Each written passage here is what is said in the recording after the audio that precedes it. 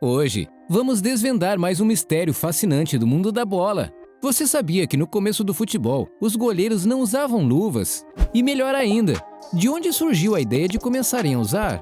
Já deixe seu like, se inscreva no canal e veja agora como algo simples mudou a história do futebol para sempre.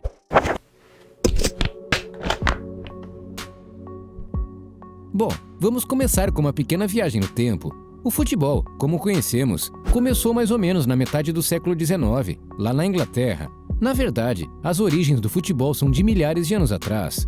Há registros de jogos semelhantes ao futebol, já na China Antiga, no Japão e entre os povos indígenas da América do Norte e Central. Na Inglaterra medieval, o futebol era um jogo bastante caótico, geralmente jogado durante festivais, e envolvia uma bola de couro, que deveria ser manobrada para marcos em cada extremidade de uma cidade. Era mais um combate do que um esporte, mas com o tempo, o futebol foi passando de algo mais bruto para um esporte mais sofisticado e seguro, e essas evoluções têm tudo a ver com os equipamentos que foram surgindo ao longo do tempo.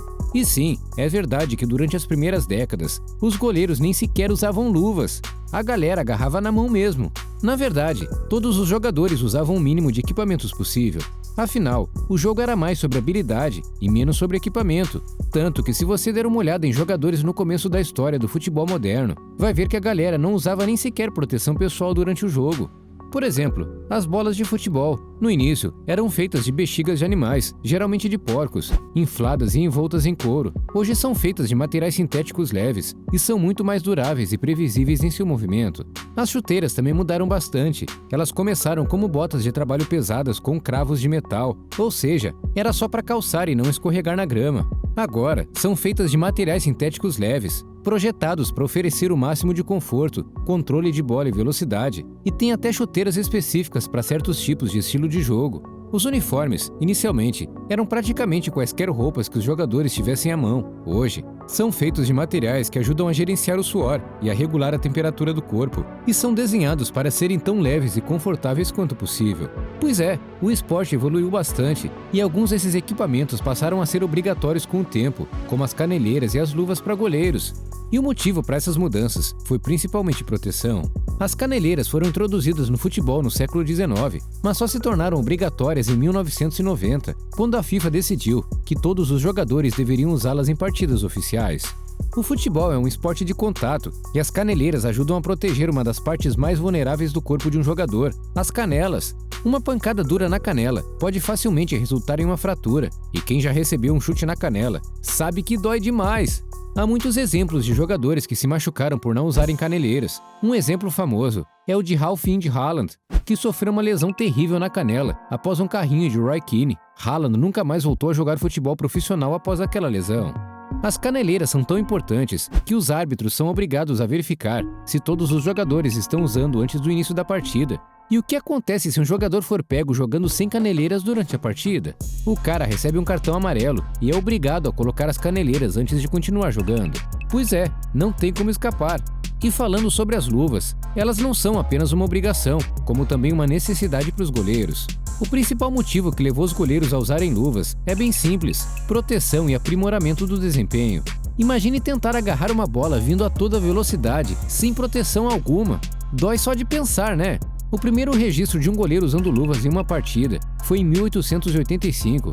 Um guarda-redes chamado William Ferry Folk, do Sheffield United e da seleção inglesa. E se você manja um pouquinho de inglês, já deve imaginar como era esse goleiro.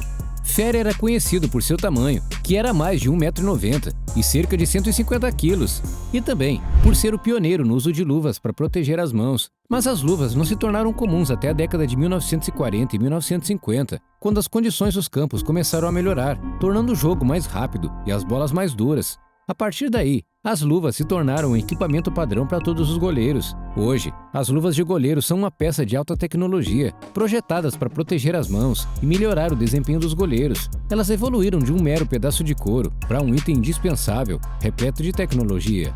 Só que o mais impressionante de tudo é que alguns goleiros fizeram história sem usar as luvas, e eu me pergunto como eles conseguiram isso. Uma das histórias mais famosas é a de Lev Yashin, um lendário goleiro russo que atuou durante as décadas de 50 e 60. Yashin é considerado um dos melhores goleiros da história do futebol e foi o único goleiro a ganhar a bola de ouro da FIFA. Durante a maior parte de sua carreira, ele jogou sem luvas, e mesmo quando usava, era mais por causa do frio do que para proteger as mãos. Na época, as luvas do goleiro não eram tão avançadas como as de hoje, e Yashin acreditava que tinham um efeito negativo em sua habilidade de segurar a bola. Ele preferia sentir a bola diretamente em suas mãos, para ter mais controle sobre ela. Outro exemplo é o de René Higuita, goleiro colombiano conhecido por sua ousadia e estilo de jogo único. Higuita ficou famoso por popularizar o movimento conhecido como escorpião, em que ele se jogava de costas para fazer defesas acrobáticas. E sim, embora muita gente não saiba, em algumas ocasiões, ele também jogou sem luvas, pois acreditava que teria uma melhor sensibilidade e controle sobre a bola. Mas a história é bem diferente hoje em dia, já que as luvas são projetadas para melhorar a pegada dos goleiros, e o futebol se tornou um pioneiro nesse assunto, até influenciando outros esportes. Os goleiros de handball, por exemplo, usam luvas semelhantes às luvas de goleiro de futebol, para ajudar na aderência e no amortecimento durante as defesas. Para isso, jogadores de handball tiveram que adaptar as luvas de goleiro de futebol para atender às necessidades específicas dos goleiros de handball. Os goleiros de hóquei no gelo também usam luvas projetadas para proteger as mãos e fornecer uma melhor aderência ao segurar o taco de hóquei. E embora as luvas de hóquei do gelo sejam um pouco diferentes das luvas de goleiro de futebol, a inspiração para o uso de luvas de proteção veio do futebol. E o esporte mais diferente que se inspirou nos goleiros de futebol foi o rugby. Os jogadores de rugby, que atuam como goleiros nas conversões e chutes de penalidade, também usam luvas semelhantes às luvas de goleiro de futebol, para ajudar a segurar a bola e melhorar a precisão do chute. Pois é, com o tempo as luvas se tornaram mais do que só um acessório. Para alguns, é até artigo de moda. A luva de futebol mais cara do mundo é uma luva personalizada e é a única feita pela empresa italiana Stefano Ricci. Essa luva extravagante é feita de couro de cordeiro e apresenta detalhes em ouro 18 quilates, incluindo o logotipo da marca em ouro maciço. Além disso, a luva possui diamantes e rubis incrustados. O preço dessa luva exclusiva é estimado em cerca de 72 mil euros, o que a torna um item de luxo extremamente caro. Vale ressaltar que essa luva é uma peça de colecionador e não é usada em partidas de futebol profissional. É mais um item de ostentação e extravagância para os entusiastas do futebol, que estão dispostos a investir em itens de luxo relacionados ao esporte. Mas a luva mais famosa do futebol no Brasil hoje em dia é o Luva de Pedreiro. E falando no garoto, ele fez sua estreia no futebol. Clica no vídeo que está aparecendo na sua tela e veja como foi o primeiro jogo do Luva de Pedreiro. A gente se encontra lá.